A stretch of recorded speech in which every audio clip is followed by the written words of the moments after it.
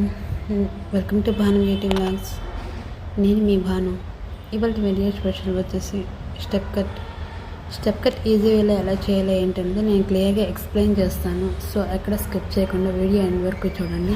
Actually I hope మీకు video నచ్చితే నా క్లయింట్ హెయిర్ ఉంది. సో తన హెయిర్ ఏంటంటే థిన్గా కూడా ఉందన్నమాట. సో నేను ఈజీ వేలో అంటే స్టెప్ వైజ్గా 3 స్టెప్స్ తీసుకున్నాను.